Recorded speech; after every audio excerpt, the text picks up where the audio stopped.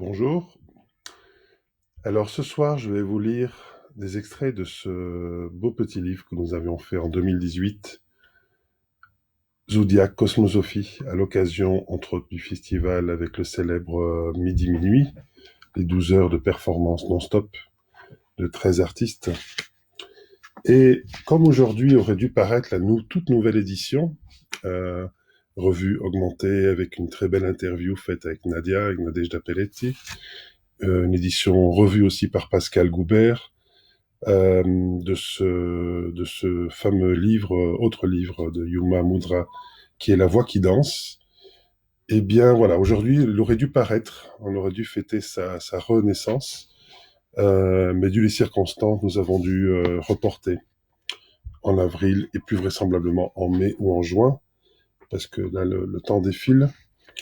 Et voilà, je cueille aussi l'occasion pour annoncer, et j'en saurai un peu plus demain, que très certainement notre festival qui était prévu du 7 au 10 mai devra être reporté.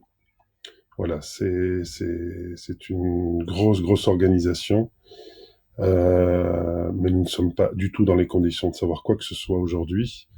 Comme tout le monde, et puis comme beaucoup d'artistes vivent aussi en France ou en Italie, nous savons quelles sont nos conditions à nous tous. Nous reporterons cela, si tout va bien, en octobre ou en décembre.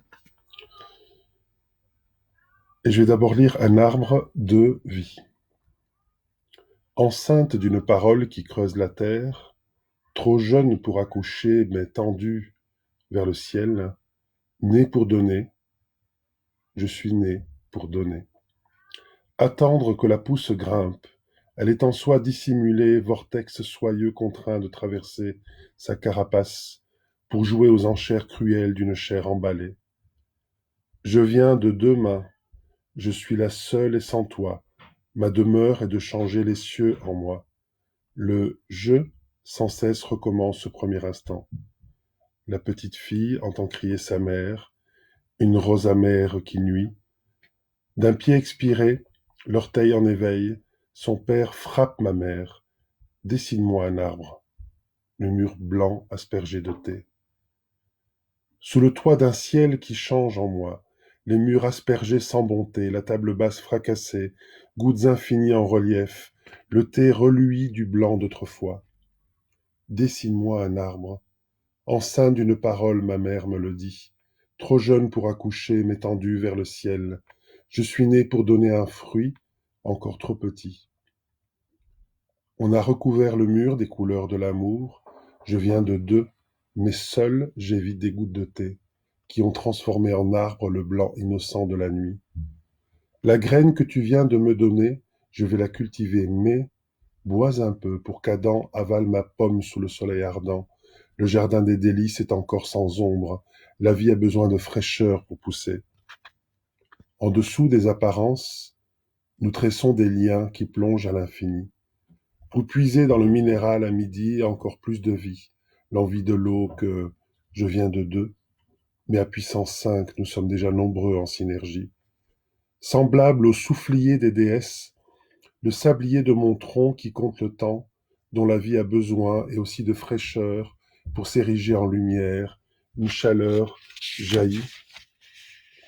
Tic et tac, chaque arbre reconnaît ses fruits. Je suis encore né pour donner, petit à petit. Le réseau des racines a percé son mystère sans rien dire. L'arbre a deux vies, celle des ombres qui montent vers le ciel et mon infinie patience qui embrase passionnément les dentelles de lumière. Assise au pied de l'arbre que j'adore depuis l'origine, j'arrose chaque instant de simplicité à l'infini.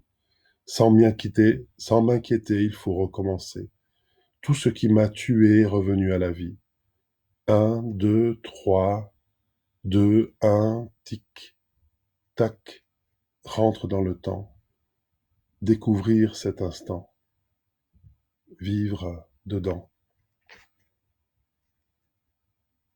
Un autre poème. Le lion. Explore ton corps. La tête de flèche vers l'orée de toi se rencontre elle-même sur l'océan de sang. Souffle voyageur, chevauche le temps.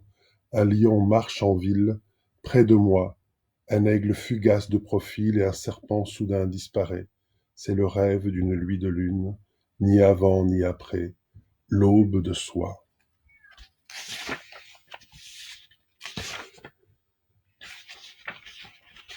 Alors un poème pour terminer, pour Michel Ragy, Korezov.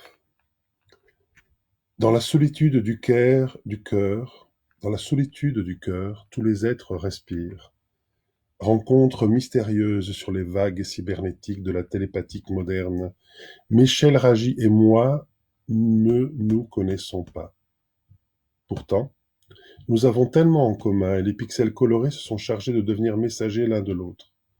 La danse recèle la simplicité de découvrir la porte du cœur, qui est aussi la porte de l'infini, sans début, sans fin. Et en découvrant cet espace amoureux, on constate qu'il est aussi sans fin. Pourquoi ? Parce qu'on ne se sent plus séparés. La plénitude, c'est de découvrir le trésor, celui qui a toujours été justement ici, tout près, après la porte. Pourtant, il est rare de comprendre cette simple évidence, encore plus rare d'en parler sans les mots, par une véritable présence généreuse et dénudée. Michel Ragy me danse de lui, me danse de moi, et me danse de tous les êtres en silence, mais avec résonance. Je suis ému. La vitesse est lente, et plus on accélère, plus on est calme. Il le sait, cela se voit, et ce que je vois en le regardant n'est pas une forme, ce n'est pas le vide. C'est un mouvement impossible à définir, mais qui exprime, comme le jus d'un fruit délicieux, l'essence délicieuse que nous, les êtres humains, rêvons en secret de partager. La solitude de la quête peut m'emmener à la porte de ce cœur, comme débarquer dans une belle grotte chaude et lumineuse au sein de l'océan, et, tel son nom le dit si bien, l'espace cordial en soi, en toi, en moi, seul, rencontrer ses peurs, ses démons, ses doutes, ses illusions, pour atteindre le seuil de cette porte qui n'en est pas une. De l'autre côté, on voit bien que rien n'a jamais été séparé, ni moi des autres, ni la forme du vide.